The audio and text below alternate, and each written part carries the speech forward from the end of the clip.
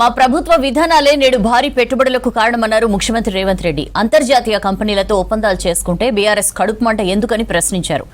ఎవరెన్ని విమర్శలు చేసినా ప్రజలకు మేలు చేసే విషయాలపై వెనక్కి తగ్గేది లేదని చెప్పారు రేవంత్ రెడ్డి.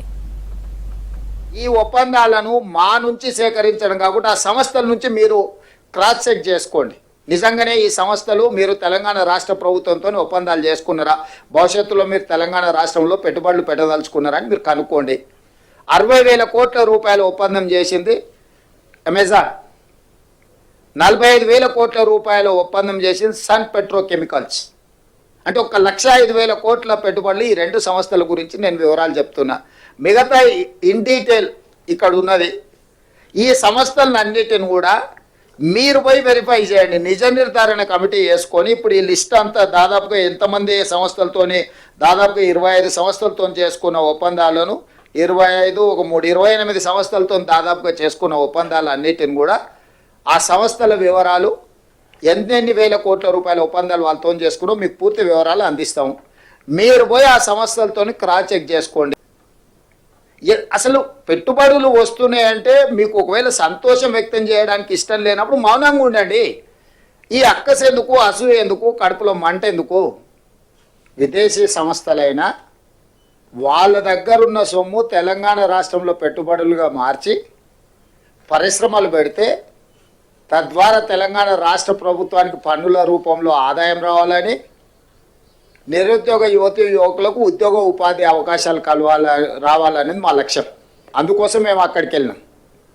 కానీ మీరు చెప్తున్న కేసులో రాష్ట్ర ప్రభుత్వం సొమ్ము కొల్లగొట్టి విదేశాలకు తరలించారు.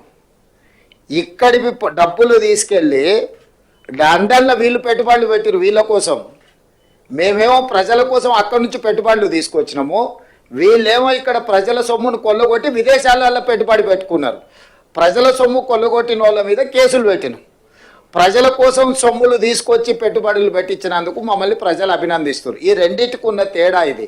సరే, ఇక వెళ్ళి ఫిర్యాదు చేసిన ఆయన బానిస మనస్తత్వము, ఆలోచన విధానము, ఆయన ఏదో ఒక రోజు ఆ బానిస సంఖ్యలు తెంచుకోవాలని మేము కోరుకుంటున్నాం. ఎందుకంటే ఒక సంవత్సరంన్నర వెనక్కి వెళ్తే వారు ఏం మాట్లాడినరు, వారు ఈరోజు ఏం మాట్లాడుతున్నారు, వారు ఎవరి కోసం తాపత్రయపడుతున్నాడు, ఇవన్నీ మేము అందరం చూసినాం.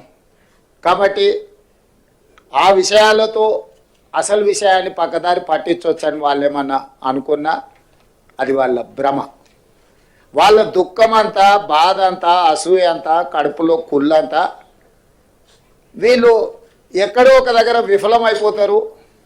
దాన్ని చూసి పైశాచిక ఆనందం పొందాలనుకుంటే వీళ్ళు వెళ్ళి విజయవంతంగా చాలా రాష్ట్రాల నుంచి ముఖ్యమంత్రులు వచ్చిండ్రు. చాలా రాష్ట్రాలు వాళ్ళ ప్రభుత్వం యొక్క విధి విధానాలు అక్కడ చెప్పుకోవడం జరిగింది. అందరినీ పరిగణలోకి తీసుకున్న తర్వాత ఇతర రాష్ట్రాల నుంచి, ఇతర దేశాల నుంచి తెలంగాణ రాష్ట్రము అద్భుతమైన పెట్టుబడులను సాధించింది. దీన్ని అభినందించాలి. కడుపులో కుళ్ళున్నోళ్ళు, మా మీద అసూయ ఉన్నోళ్ళు అభినందించారు, ఏడుస్తుంటారు. ఏం చేస్తాం వాళ్ళని చూసి?